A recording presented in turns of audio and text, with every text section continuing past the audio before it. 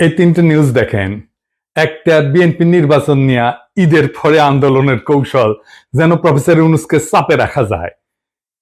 ইন্ডিয়ার বক্তব্যে বাংলাদেশে অন্তর্ভুক্তিমূলক নির্বাচনের মধ্যে দিয়া সব বিষয়ের নিষ্পত্তি চায় ভারত, যেন বাংলাদেশ ভারতের একটা প্রদেশ। আর ওয়াকারের ডিসেম্বরের মধ্যে নির্বাচন হওয়া উচিত। মিল দেখতে পান? হ্যাঁ, মিল হচ্ছে এদের মধ্যে একটা কমন জিনিস, ডিসেম্বরের মধ্যেই নির্বাচন। আমি বলছি ওয়াকার, বিএনপি, আওয়ামী লীগ আর ইন্ডিয়া, এই চারটা মিলে একটা ঐক্য হয়েছে। এই ঐক্যের লক্ষ্য হচ্ছে প্রফেসর ইউনূসকে তাড়ানো, ভাগানো তাড়াতাড়ি। এতে চার পক্ষেরই লাভ। রাষ্ট্রটায় কোনো সংস্কার হবে না, যা আগে ছিল তাই থাকবে, ঘুরে মাগুর স্যাং। আর্মির জেনারেলরা যে আকাম করছে, গুম খুনে যুক্ত ছিল, সেটার বিচার হবে না। জুলাই আগস্ট বিপ্লবে ওয়াকারের আর্মি গুলি করে মানুষ মারিছে। গতকালই নেত্র নিউজে একটা রিপোর্ট আসছে, 5ই আগস্ট সকালে আর্মি টার্গেট কইরা মাথায় গুলি কইরা মানুষ মারছে, টার্গেট কইরা, বিনা উস্কানিতে। এই যে এটা দেখে নিয়েন, খুব ভালো রিপোর্ট করছে এটা।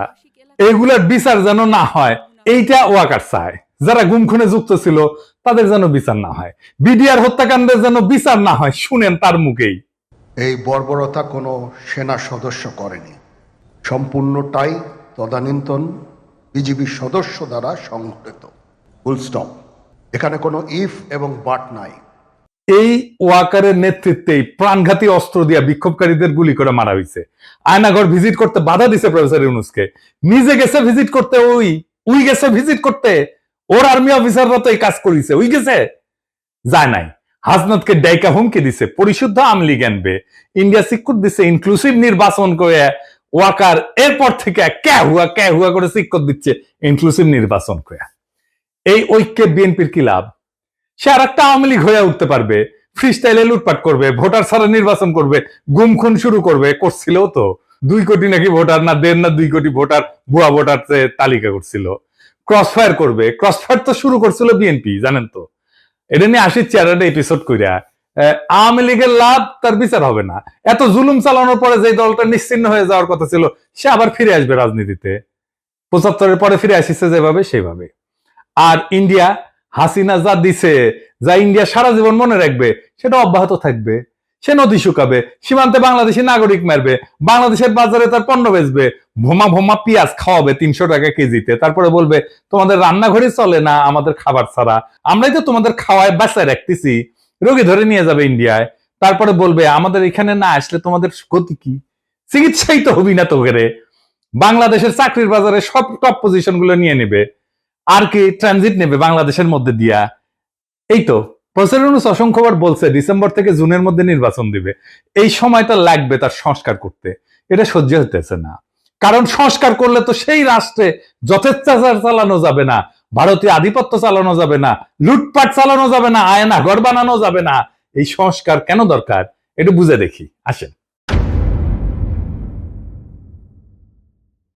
রাষ্ট্র কিছু প্রতিষ্ঠানের মিলিত শক্তি। একটা বিল্ডিং যেমন থামের উপরে খাড়ায় থাকে না, রাষ্ট্র দাঁড়ায় থাকে ইনস্টিটিউটের উপরে। যেমন ধরেন আদালত একটা ইনস্টিটিউট বা প্রতিষ্ঠান, আমলাতন্ত্র বা ব্যুরোক্রেসি একটা প্রতিষ্ঠান, মিডিয়া একটা প্রতিষ্ঠান, সেনাবাহিনী একটা প্রতিষ্ঠান, পুলিশ একটা প্রতিষ্ঠান, এমনকি বাজার একটা প্রতিষ্ঠান, অর্থনৈতিক ব্যবস্থা একটা প্রতিষ্ঠান, শেয়ার মার্কেট একটা প্রতিষ্ঠান, নির্বাচন কমিশন একটা প্রতিষ্ঠান। এগুলো কিসের উপরে টিকে থাকে, কার্যকর থাকে কিভাবে? একটা জিনিসে, একটা মাত্র জিনিসে এগুলো কার্যকর থাকে, সেটা হচ্ছে ট্রাস্ট বা বিশ্বাস। আপনার আদালতের উপরে বিশ্বাস থাকতে হবে যে আপনি ওখানে যে ন্যায় বিচার পাবেন। পুলিশের কাছে গেলে আপনি নিরাপত্তা পাবেন, বিশ্বাস থাকতে হবে। নির্বাচনে অবাধে ভোট দিতে পারবেন, এই বিশ্বাসটা থাকতে হবে। প্রশাসনের কাছে গেলে বিনা ঘুষে সেবা পাবেন, এই বিশ্বাস থাকতে হবে। আর্মি আমার রাষ্ট্রকে নিরাপত্তা দেবে, এই বিশ্বাসটা থাকতে হবে। সরকারি হাসপাতালে গেলে রোগের সুচিকিৎসা পাবেন, এই বিশ্বাসটা থাকতে হবে। শেয়ার মার্কেটে গেলে নিরাপদে বিনিয়োগ করতে পারবেন, এই বিশ্বাসটা থাকতে হবে। বাজারে স্বাস্থ্যসম্মত নিরাপদ পণ্য পাবেন সুলভে, এই বিশ্বাসটা থাকতে হবে। তো আপনি কি এইগুলা পান? পান না। আপনি ভোট দিতে পারেন না। ঘুষ ছাড়া ফাইল নড়ে না। বাজার ফাংশন করে না। আপনাকে চাঁদা দিতে হয় ব্যবসা করার জন্য। ব্যাংকে টাকা রাখলে লুট হয়ে যায় সেই টাকা। শেয়ার মার্কেটে আপনার টাকা লুট হয়ে যায় বছরের পর বছর। ওয়াকার বলে আর গুলি চালাবে না সেনাবাহিনী, আর সেই দিনই নিরস্ত্র শান্তিপূর্ণভাবে বিক্ষোভ করা মানুষকে টার্গেট করে মারে ওয়াকারের সেনাবাহিনী। তো বিশ্বাস আছে? থাকে না। যে সেনাবাহিনী দেশ রক্ষা করার কথা, সে আয়না ঘর বানায় ক্যান্টনমেন্টের মধ্যে। যেখানে পশুর মতো বন্দি করে রাখে মানুষদের দিনের পর দিন। আর কত বলবো? তো এই বিশ্বাসটাই ডেমোক্রেসি। শুধু ভোট দেওয়াটা ডেমোক্রেসি না, ভোট ডেমোক্রেসির একটা পার্ট। হাসিনা যে শুধু ভোট দিতে দেয় নাই তা না, সে ইনস্টিটিউট গুলোকে ধ্বংস করছে, ফলে রাষ্ট্র নাই হয়ে গেছে, ভেঙ্গে পড়ছে একেবারে। এইগুলা থেকে বিশ্বাস বা ট্রাস্ট নাই করে দেওয়া হয়েছে। সে বিশ্বাসকে প্রতিস্থাপন করছে কি দিয়া? ভয় দিয়া, টেরর দিয়া। ডেমোক্রেসির মধ্যে বিশ্বাসকে ভয় দিয়া প্রতিস্থাপন কইরা স্বৈরাচার হয়, ফ্যাসিবাদ হয়। আপনি চিন্তা করে দেখেন, আপনার জীবন কাটতো ভয়, সারাক্ষণ ভয়, চাকরির ভয়, সম্পদ হারানোর ভয়, অপমানের ভয়, জেলে যাওয়ার ভয়, গুম হওয়ার ভয়, মাস্তানির শিকার হওয়ার ভয়। প্রফেসর ইউনূসের সরকারের টাইম লাগতেছে কেন সামাল দিতে? কারণ ভয় দিয়ে তো প্রফেসর ইউনূস শাসন করতেছে না, আর ইনস্টিটিউট গুলো তো দাঁড়ায় নাই। এই যে গ্যাপ, এই টাইমে রাষ্ট্র এই অবস্থাতেই থাকবে। সেজন্যই সংস্কার। এই সংস্কার না হইলে ভয় দিয়ে শাসন করতে হবে, যেই আসুক ক্ষমতায়। তাই বলি যে বিএনপি স্বৈরাচার হয়ে উঠতে হবেই, মাপ নাই যদি রাষ্ট্রের সংস্কার না হয়। এই সংস্কারে বাধা দেওয়ার জন্য ইন্ডিয়া আর বিএনপি উর্দি পড়া মাস্তান আনিছে, সে হইতেছে ওয়াকার। ওয়াকার সেই উর্দি পড়া মাস্তান ইন্ডিয়া আর বিএনপির। সে ওয়াকার ইন্ডিয়ার স্বার্থে দেশের রাজনৈতিক গতিমুখ অন্যদিকে ঘুরে দিতেছে। কিভাবে? আমরা জানি ইন্ডিয়া ওয়াকার হাসিনার বনজামাই। শুধু তাই না, সে একজন ইন্ডিয়া অনুরাগী ব্যক্তি। আওয়ামী লীগকে অন্তর্ভুক্ত করে ভবিষ্যতে জাতীয় সংসদ নির্বাচন সম্পন্ন করার জন্য প্রায় প্রকাশ্যেই বলছে। ওয়াকার নিয়মিত ইন্ডিয়ার সেনা প্রধানের সাথে কথা বলে তার পরামর্শে কাজ করে। শুনেন ইন্ডিয়ার সেনা প্রধানের কণ্ঠেই শুনেন। I am in touch with the chief of Bangladesh during the time of when this changeover took place. I was in constant touch with him, and even thereafter, in November 24, we had a video conference also. As far as the military cooperation is concerned, is again going up in the same way. Our officers have moved there for the NDC also. There is no let up on that side. When we talk about the relationship we should talk about when there is an elected government. So as of now, the relationship is with the military is well and perfect. এটা ভারতীয় সরকারের পক্ষ থেকে বারংবার দাবি করা হয়েছে। ভারতীয় মিডিয়ায় পালকি শর্মা ওয়াকারকে ভারতপন্থী জেনারেল বলে পরিচয় করাই দিছে। শুনেন। But the army chief is against it. He is seen as a pro-India officer. Fascist হাসিনার পক্ষ অবলম্বন করে সে এই অপরাজনীতি করেই চলতেছে। এর বিপরীতে অন্তর্বর্তীকালীন সরকারের প্রধান উপদেষ্টা ডক্টর মোহাম্মদ ইউনূস কোনো রাজনীতি বুঝেন না বা করেনও না, অথবা করতে পারেন না। কিন্তু বিএনপির বিপরীতে ব্যাপকভাবে তার জনপ্রিয়তা বাড়তেছে। এর কারণ কি? তিনটা কারণ, প্রধান কারণ। প্রথমত, তার সরকার দুর্নীতিমুক্ত। তিনি খুনি হাসিনার আমলে যেভাবে বাংলাদেশকে লুটপাট করে দেউলিয়া করে ফেলা হয়েছে তা শক্ত হাতে বিচার করতে চান।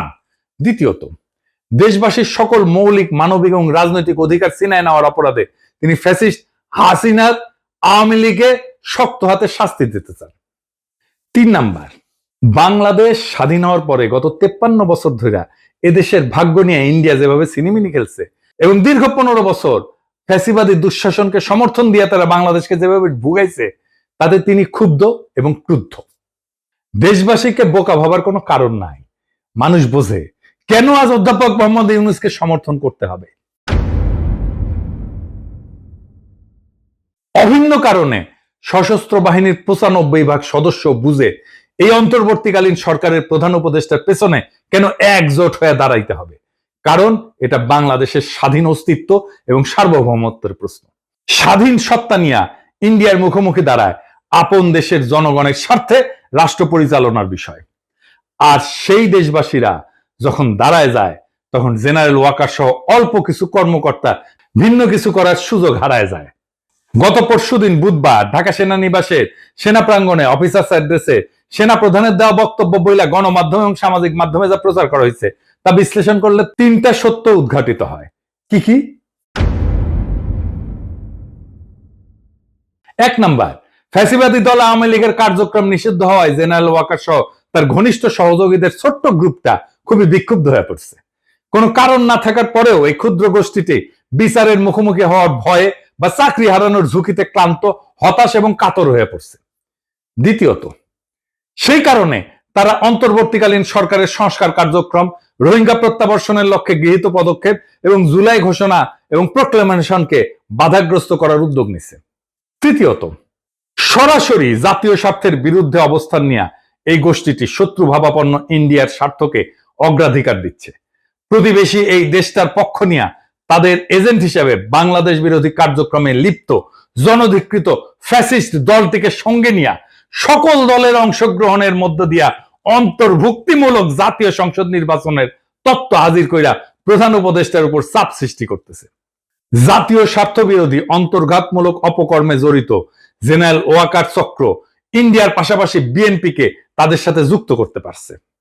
লক্ষ্য করলে দেখবেন, একদিকে ইন্ডিয়া একের পর এক বাংলাদেশের স্বার্থ বিরোধী নানান ব্যবস্থা নিচ্ছে, অন্যদিকে বিএনপি দেশব্যাপী অস্থিতিশীলতা সৃষ্টি করার লক্ষ্যে লাগাতার ভাবে নানা ক্ষতিকর কর্মসূচি দিয়ে যাচ্ছে। সেনাপ্রধান, ইন্ডিয়া এবং বিএনপির মধ্যে আজ যে রাজনৈতিক সমঝোতা গড়ে উঠছে, এইটা তার ইঙ্গিত বা প্রমাণ। শুধু তাই না, দেশবাসী বিস্ময়ের সঙ্গে লক্ষ্য করতেছে মাঝে মধ্যেই জেনারেল ওয়াকার চাকরিজীবী হিসেবে তার সরকারি চাকরির কাজের সীমানা অতিক্রম করে রাজনীতি নিয়ে বিতর্কিত মন্তব্য করে যাচ্ছে। তার পছন্দের নিষিদ্ধ দলটার পক্ষ অবলম্বন করে সশস্ত্র বাহিনীকে অপব্যবহারের চেষ্টা চালাচ্ছেন, যা ফ্যাসিবাদের অন্ধকার যুগে কখনোই তাকে করতে দেখা যায়নি। ফ্যাসিবাদের অন্ধকার যুগে কখনোই সে সরকারের উপরে চাপ সৃষ্টি করে নাই। তিনি তখন খুনি হাসিনাকে সেবা দান এবং ঘাতক, হন্তারক এবং লুটেরাদের ক্ষমতা নিরঙ্কুশ এবং চিরস্থায়ী করার কাজে ব্যস্ত ছিলেন। বিগত মাসগুলোতে ইন্ডিয়ার পত্রপত্রিকায় বাংলাদেশের রাজনৈতিক পরিস্থিতির ব্যাপারে যে সমস্ত বৈরী সংবাদ বিশ্লেষণ প্রকাশিত হয়েছে, এর অনেক কিছুই গত বুধবার সেনাবাহিনী প্রধানের কণ্ঠে উচ্চারিত হয়েছে। এতে বাংলাদেশ রাষ্ট্র, অন্তর্বর্তীকালীন সরকার এবং জুলাই গণ অভ্যুত্থানের প্রতি তার আনুগত্য নিয়ে দেশবাসীর মনে গভীর প্রশ্ন সৃষ্টি হয়েছে। এতে আমরা শঙ্কিত, হতাশ এবং বিক্ষুব্ধ। উদ্ভূত পরিস্থিতিতে আমরা অন্তর্বর্তীকালীন সরকারের প্রধান উপদেষ্টা অধ্যাপক মোহাম্মদ ইউনূসের কাছে দাবি জানাচ্ছি, গত বুধবার সেনা কর্মকর্তাদের উদ্দেশ্যে দেওয়া সেনা প্রধান জেনারেল ওয়াকারুজ্জামানের বক্তব্য অতি সত্বর রেডিও, টেলিভিশন সহ গণমাধ্যমে প্রকাশ করুন। অফিসারদের উদ্দেশ্যে দেওয়া বক্তৃতায় তিনি কি বার্তা দিচ্ছেন এবং কোন প্রশ্নের কি জবাবে কি বলছেন, এর ধারণকৃত বিবরণ, রেকর্ডেড অ্যাকাউন্ট দেশবাসী শুনতে চায়। আর আপনারা জানেন, প্রফেসর ইউনূস বিএনপির চাপ আর ওয়াকারের বেদ্যুপিতে পদত্যাগের সিদ্ধান্ত নিয়েছেন। এর দায় ওয়াকার এবং বিএনপির। এখন করণীয় কি? ওয়াকার আর বিএনপিকে আমি একটা থিওরিটিক্যাল অবস্থার কথা বলি। প্রফেসর ইউনূস যদি জাতির উদ্দেশ্যে ভাষণ দেন আর ওইখানে যদি বলেন আমি একটা ভালো নির্বাচন দিতে চাইছিলাম প্রয়োজনীয় সংস্কারের পরে, আমি তারিখও বলছি, সামনের বছরের জানুয়ারি থেকে জুনের মধ্যে, যেন পরবর্তী সরকার ভালোভাবে দেশ চালাইতে পারে, সংস্কারটা সম্পূর্ণ হয়, রাষ্ট্রটা গড়ে ওঠে। কিন্তু ভারত সেনাপ্রধান এবং বিএনপি যৌথভাবে ডিসেম্বরের আগেই নির্বাচন চায়। আমি যেহেতু এর আগে করতে পারবো না, নির্বাচন দিতে প্রস্তুত হইতে পারবো না, আমি বিএনপি আর সেনাপ্রধানকে আরেকটা তত্ত্বাবধায়ক সরকার গঠন করতে আহ্বান জানাই। আমরা তাদের কাছে ক্ষমতা দিয়া আমাদের কাছে চলে যাব।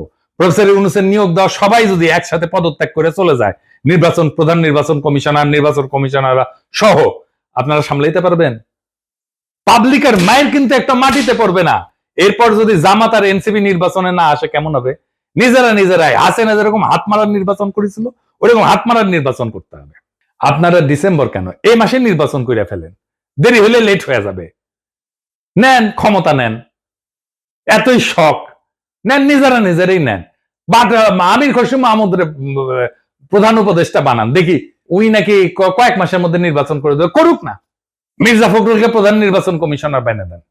একটা ভাঙা রাষ্ট্রকে গুছাইতে সময় লাগে, আর সেই সময়টা দিতেই চায় না যারা ভাঙার কারিগর।